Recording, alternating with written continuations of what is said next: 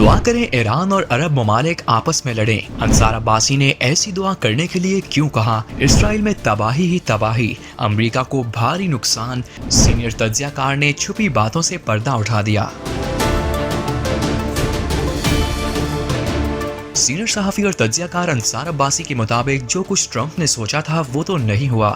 اسرائیل کے ساتھ ایران پر حملہ کرتے وقت ٹرمپ کا خیال تھا کہ چند دنوں میں ایران کا دفاعی نظام ڈھیر ہو جائے گا اور رجیم چینج یعنی امریکہ اور اسرائیل کی مرضی کی حکومت ایران کا کنٹرول سنبھال لے گی، لیکن ایسا کچھ نہیں ہوا۔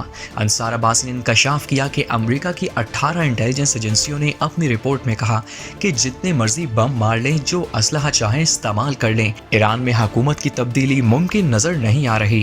سینئر تجزیہ کار کے مطابق ایران پر سخت ترین بمباری جاری ہے، لیکن ایران کے میزائل اور ڈرون اب بھی امریکی اور اسرائیلی اہداف کو نشانہ بنا رہے ہیں۔ اسرائیل میں کیا کچھ تباہی ہو رہی ہے اس بارے میں وہاں سخت سینسر کی وجہ سے اطلاعات باہر نہیں آ رہی، لیکن جہاں خطے میں امریکی اہداف کو ایک ایک کر کے ایران نے کامیابی سے نشانہ بنایا تو وہاں اسرائیل کے اندر کیا ہوا ہوگا اس کا اندازہ لگانا مشکل نہیں۔ ایرانی ڈرونز نے امریکی اور اسرائیلی دفاعی نظام کو سخت پریشان کر دیا۔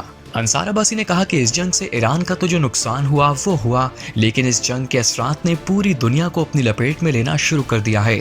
امریکہ کے اندر بھی پیٹرول کوئی 20-25% مہنگا ہو چکا ہے۔ امریکہ اور اسرائیل کے اربوں ڈالر اب تک اس جنگ میں خرچ ہو چکے ہیں۔ انہوں نے انکشاف کیا کہ امریکہ اور اسرائیل یقیناً یہ چاہتے تھے کہ ایران پر حملے کے بعد عرب ممالک کو آپس میں گتھم گتھا کرا دیا جائے، لیکن وہ اس جال میں نہ پھنسے جو ان کے لیے بچھایا گیا تھا۔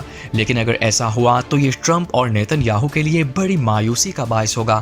ان کی مسلمان ممالک کو آپس میں لڑانے کی سازش ان پر الٹی پڑ جائے، خطے میں امریکی اڈوں کا مستقبل خطرے میں پڑ جائے، ایران میں رجیم چینج نہ ہو سکے، امریکی اور اسرائیلی خود اس جنگ کے اثرات سے متاثر ہوں تو پھر امریکہ اور اسرائیل دونوں کمزور ہوں گے۔